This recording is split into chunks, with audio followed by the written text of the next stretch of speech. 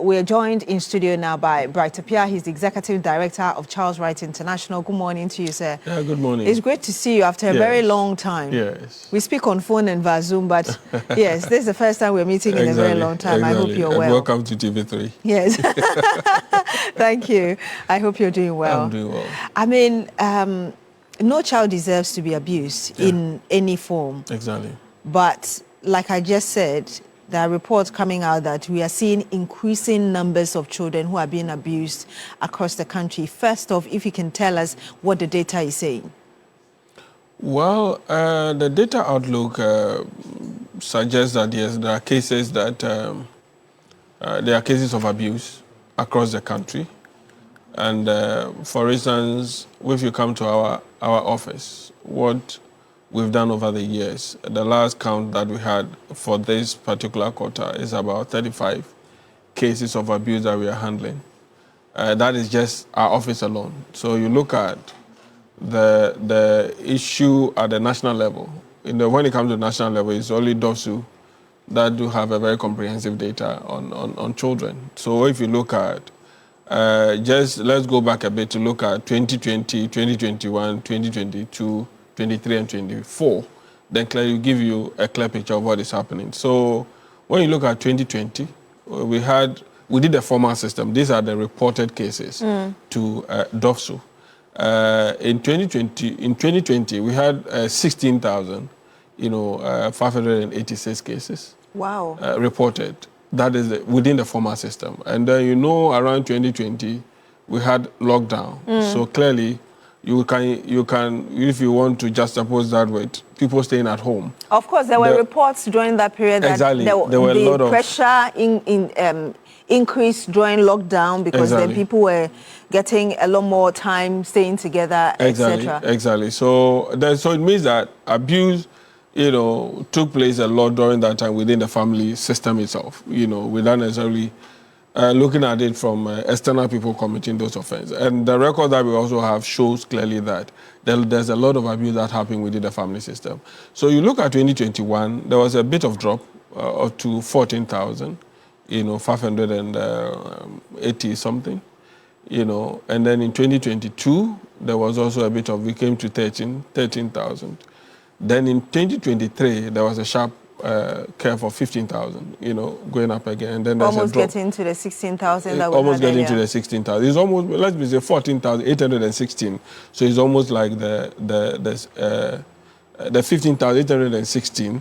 So it's almost like the 16,000. And then you come to 2024, where there's a little drop to 14,046.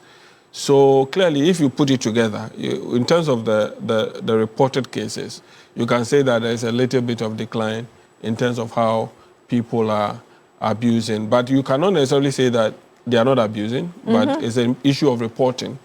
And the good news that I'm so comfortable with has to do with how we respond, the formal system respond to some of these abuses. So when you go to DOSU, most of the cases that they have reported on, they have also executed it to the latter in terms of the prosecution. And we'll go into that in terms of the response from DOFSU. And I did say that when I said it's been a long time since we met, you and I have worked on a number of stories over the years, from defilement to all sort of abuse of children in rural areas and across the country as well.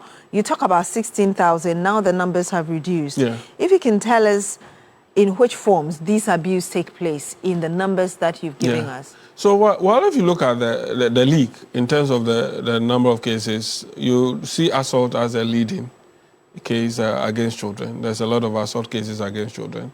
And the non-maintenance, these are the two major issues, abuse cases that affect children. And non-maintenance also brings about multiple abuse cases, where children will not go to school, where children will not even find a comfortable place to sleep, where cases of divorce and other things would affect the state of the children and all that. So clearly, it's something that we cannot just take for granted, because I'm emphasizing on it because it's just a matter of saying that it's no maintenance. But when you go into details, you realize that it would also give birth to all kinds of abuse cases within the family system. You know, and unfortunately for us, if you look at the data right from 2020 to 2024, deferment is almost around 9, 10 thereabouts in terms of the cases that affect children, and even rape cases is 9, 10. What does that mean? In terms of when you rank the cases, you rank issues that children go through when it comes to abuse. And 9 is the highest? Yes. No, like they're on the ninth position. Okay. Deferment is 9th on the league, but the first one is assault, and the second is non-maintenance, and then the rest follows. So that is the kind of abuse cases that children go through and all that. Yeah. And when you talk about assault, I want you to also break it down for us, because there could be verbal assault, there could be people pouring hot water on children. Exactly. We've heard. So which specific I use the word assault because of the harm aspect of it, because anything that you do to a child that causes harm to the child, is one of the things that. So there's a lot of different cases, like just as you've mentioned. There are people who insult children, and there are people who cause emotional issues against the child, and there are people who cause physical harm to them. All manner of things, like what happened in Nima and other places and all that. So there is a lot of things that happens to children, even within the school system, the family, and even friends. And one of the things I've also realized is that there's a lot of abuse happening between a child to child, which sometimes they do it at the blind side, or they are not aware of the effect of what they are doing. Is it bullying in schools? Bullying is no. You see, the bullying is a very intentional act of people. It's not that they are not aware of it. They intentionally do it because of what they've been through, what they've been taught, or what they've experienced from other people, and they feel like they are seniors, so they can exhibit that. Or based on how they've been treated at home, they feel like they can also do that against their own colleagues and all that. So clearly, bullying, I will not put it in that category when it comes to child issues, because there are certain harm that children cause to their colleagues that they are not aware of the effect, because the children experience that. So, for instance, a child experiences certain kind of issues from the home, and they feel like they want to rehearse it, let me put it that way, on their own colleagues to see the effect of it, so that they will feel good about themselves, So at the end of the day, in doing so, they cause harm to the children, other children, and they will also begin to learn. And the effect of it is that when a child goes through abuse, the child also wants to unleash that to another person, and that for me is the danger. That's the cyclical effect. Exactly. So if we don't stop it at a point, then it means that we're going to have a whole generation going through that. And when a whole generation goes through a certain process of, acquire certain behavior, then with time it becomes the norm, and that is where it becomes difficult for you to deal with it. And and if you look at even maintenance or rehabilitation of abused children, it's very costly, and it's not an area that the state want to put money in, because to rehabilitate a child who has gone through abuse will cost the state more than 5 million Ghana cedis to be able to do it. Oh, how so? Even if it want, no, there's a research on that. So if you really want to do a proper rehabilitation on a child, you don't need a one treatment to be able to do that. You need a continuous treatment. So if, for instance, you start with 5 million, then some of them, their recovery is very slow. It can cost the state about 5 years, 10 years, 15 years to be able to rehabilitate a particular child. So it's not an area that you want to put your investment in. So I always say that for us to deal with this, we'd have to look at the prevention rather than putting a lot of children in our social safety net because we want to treat them. Because the treatment is very expensive, and I'm not sure that the state would have that resources to be able to do that. But for us to protect our children, I think that we have to look at our social safety, the entry point of our social safety net, and deal with a lot of issues before we allow them to enter into the safety net. And again, we'll go into the solutions bit, but of course you mentioned that the data or the statistics have gone down, but how bad is it? Because it goes beyond the numbers, isn't it? It goes beyond the numbers. So this is just the numbers showing that. And I'm laying emphasis on the fact that they are reported cases, but there are also some kind of systems within a rural area that do not allow people to report matters. Issues go unreported. And the family system try to sit around the issue and then deal with it at their level. So those things are not captured. The only one that are captured is when people find the need to report it, even though the family have decided to resolve it and all that. So clearly, in terms of the issues, I would say that they are on the rise because of the way and manner our system is structured, where people don't find the need to report and they want to deal with it at the family level. And because of also our social structure, where my friend is in another town, or I live in the same community, these are my neighbors, family share the same household, and they commit offenses, they feel that, one, they want to hold the family dignity, so they don't want anybody to know that is what the family is going to. So therefore, if it is a family-to-family affair, then they want to sit around the table to resolve it. So matters of that nature do not even get to the system at all. You see a situation where people have been defiled, gone to abuse, and then the whole community or the chief of the area will just decide that, oh, okay, this is an abomination that has been committed against the community. Therefore, this is the punishment that you have to go through for doing that. Though it's a criminal case, you don't also see some of these issues entering.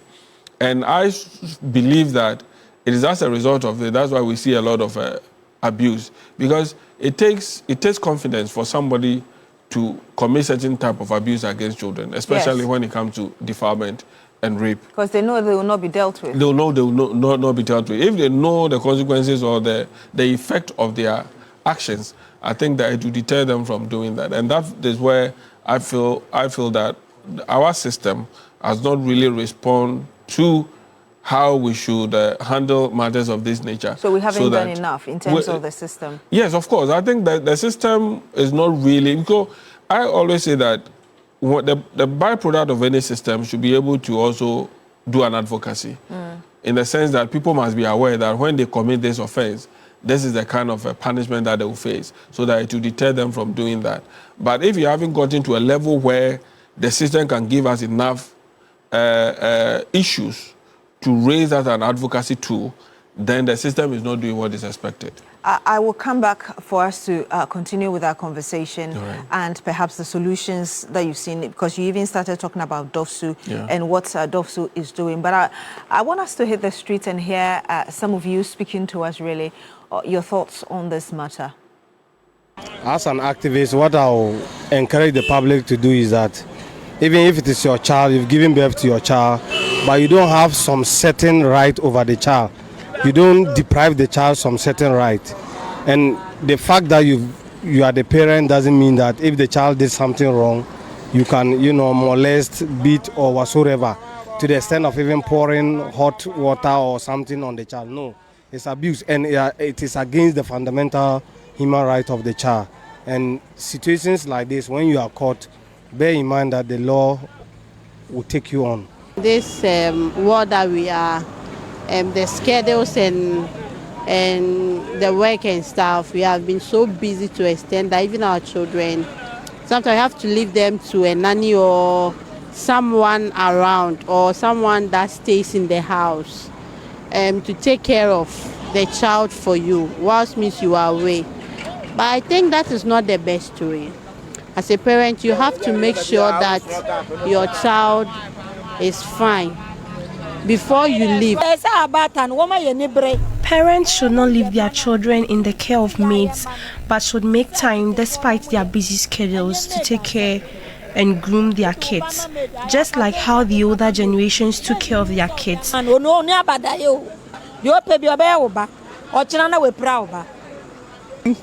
of the ways that child rights abuse can be curbed in our community is by increasing the education, in school, so that they get to, they are exposed to some of the dangers and some of the things that are out there. Most parents are so busy with work, going, coming forth and all that, and that results in those things. And especially, let's say if they've got caretakers at home, you can't actually rely on them. Some of them are not trustworthy, I would say. Parents should try and adjust, work and taking care of their kids.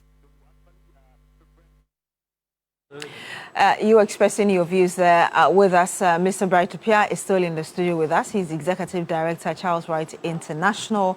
Mr. Appiah, I mean, the last two people who spoke, the gentleman who talked about ensuring that we are teaching this in our schools, and then the lady talking about how busy parents are nowadays and not having time. I'm just wondering what you think about the views expressed.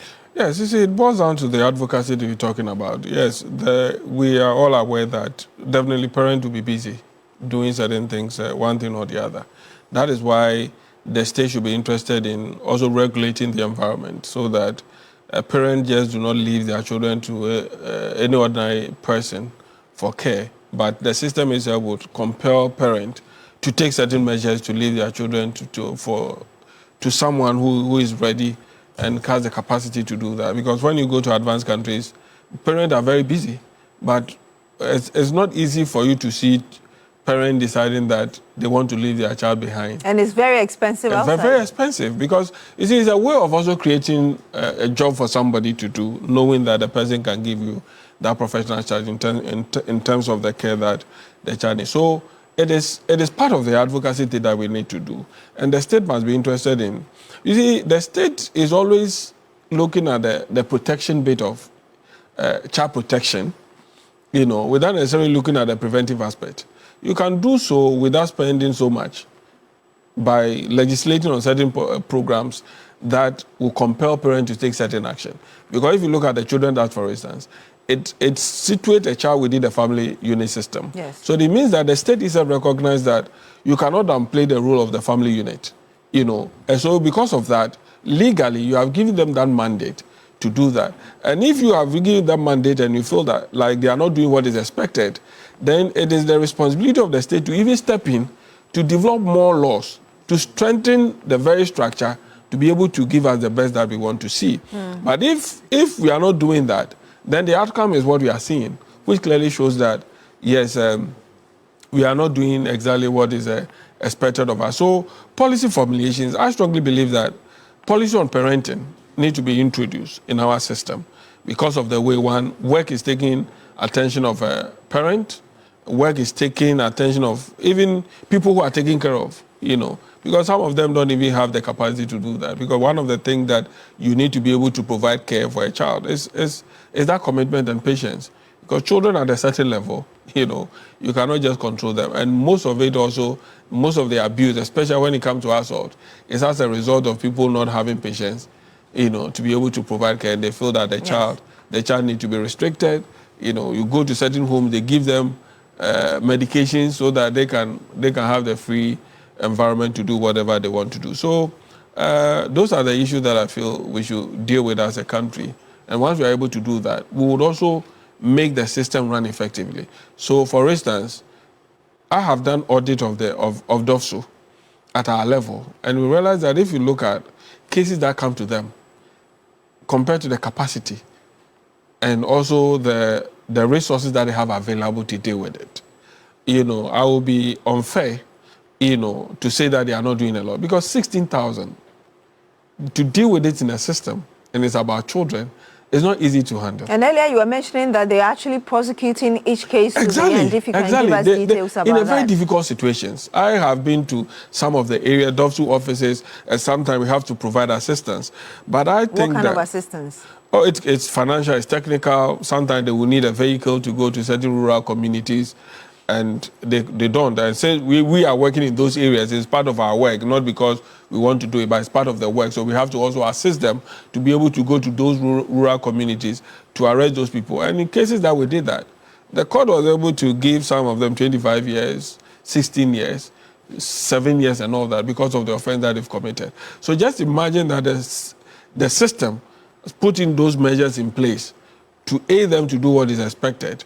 I'm sure by now we will not be speaking the same language as we are doing now. But I think that we need to strengthen the system. But it also comes back to how the gender ministry also want to handle things. Because as a ministry, and the reason why I'm saying this, because if you look at social welfare, Department of Social Welfare, its original mandate, there's always a shift from the original mandate of social welfare. Yeah. At this level, they are saying that they are policymakers. But nowhere in the world that you see a social welfare department saying that they are policymakers. They are supposed implementers. To be protecting juveniles as well. Exactly. So if you are a policymaker, who are you making the policy to implement? So you should rather be in the forefront of making your policies, follow up, monitor, and make sure that people do not abuse the very mandate that have been given to you. And that, for me, is where I see that we are running away from our original mandate because of the resources that are not available. So we want to make sure that we define ourselves in where we are comfortable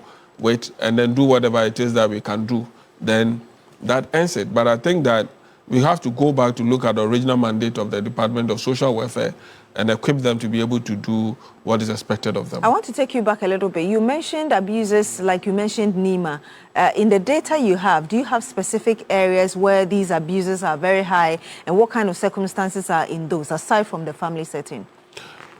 Well, yes, there are areas that there's a lot of abuse, and I don't know what is associated with that. But if you look at the fishing areas, there's a lot of abuse going on, especially teenage pregnancy is so high in those areas. Sexual abuse is very high in those areas. And then also you look at the homes.